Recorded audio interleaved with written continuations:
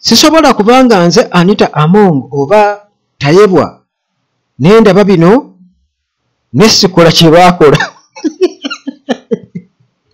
kubanga okakasizaawo nti muganda wange eno mpologoma essaawa yonna Bobi Wine asobola okuvuunika gwe bayita omuyimbi obuyimbi kubanga essanyu abantu bemulaze mu Uganda yonna n'engeri gye bamukkirizaamu kyongera okulaga n'abo abatanamukkiriza nti ddala ono ye mulonde ye chosen one agenda okugatta Uganda yonna.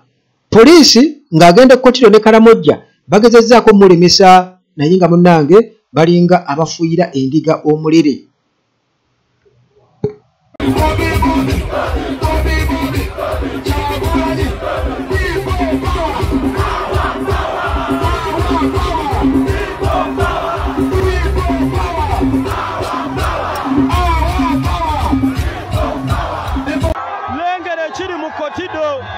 Lengere chiri mu Kotido papa agirinye waggulu.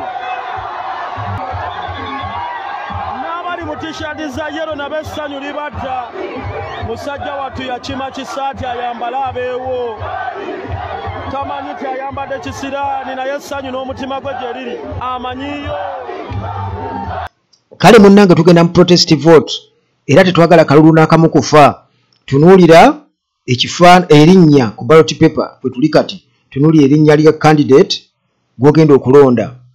Katugeze Robert Kyagulanyi Ssentamu ekifaananyi kye Bobi Wine wali mu kabokisi umbrella then tick oba ekinkumu tekisuka kabokisi. Kakati biki ebibaddewo ng'agende Karamojja ne Kotido mu bufunze biki ebibadde?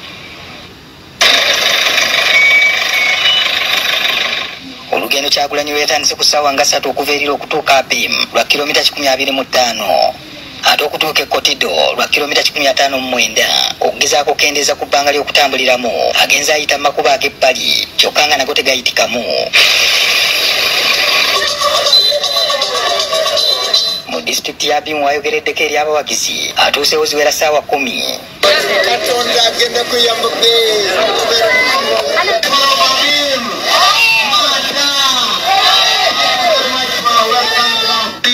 that Museveni has mastered the art of controlling people. He makes them poor first and then he makes you beg for him. You beg for something that belongs to you. Kotido amuyingidde ziwera 11 era mu gombola y'e Kanawat wayogereddeko eri abawagizi.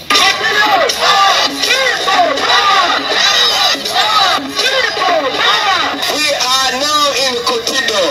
My name is Kyagulanyi Ssentamu Robert aka. But now I come back to you, my brothers and sisters, to seek your mandate to become the president of Uganda. Kyagulanyi bw'avudde awo alabise nga zeeka akamwenyumwenyu ku matama ku ngeri Abakaramojja gye bamwanirizaamu okutuuka mu tawuni y'e Kotido.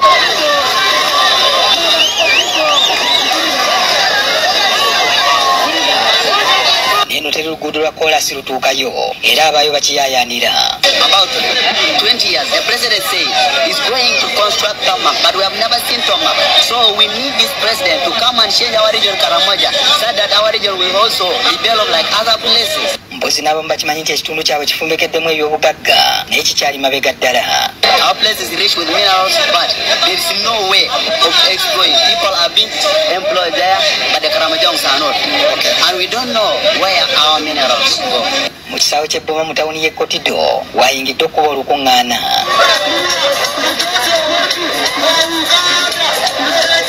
Kyagulanyi abasabye okumulonda aleete enkyukakyuka mu kitundu kyabwe. Gold in Uganda comes from Karamoja, but the road that takes the gold is still a bad road.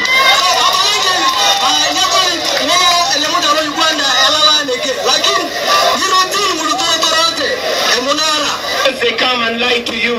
They give you 5,000, 10,000, and a yellow T-shirt, and salt, and sugar, and they ask you to vote for a man again and again and again. Olunaku lw'enkya Kyagulanyi wakubiteekamu engatto ayolekere Kabong ne Karenga. And then after they isolate you from the rest of the country, they want to make you feel as if you're not part of Uganda, and yet Uganda relies on you for its economic survival. yo chewe kotere tamara ogalani ayo kode to jamwe ngatamata uluore anajana. You know how that happens is because they come and lie to you. They give you 5,000, 10,000 and a yellow t-shirt and salt and sugar and they ask you to vote for a man again and again and again.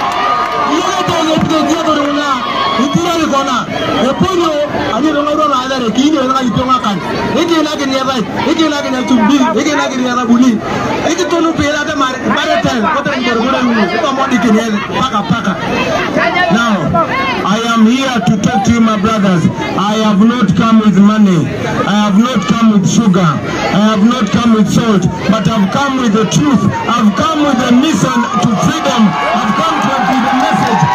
Olabana bose tebasagala this time. Get to this.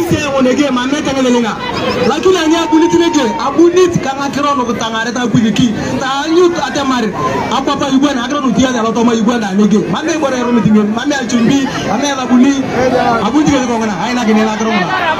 Okay, now listen to me. This is the plan. This is the plan. Muna nyeunda anu ya plan logo. This is the plan.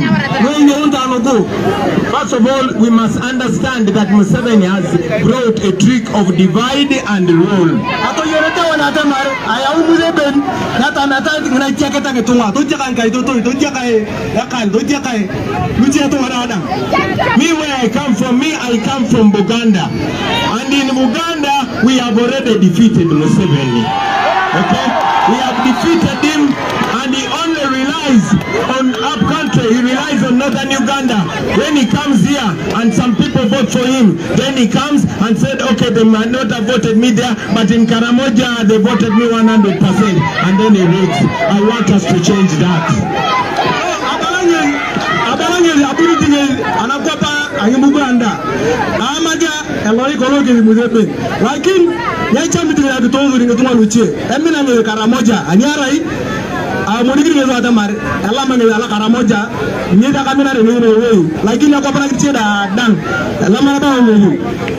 Even in Busoga, I was in Busoga. I know many of you are on TikTok.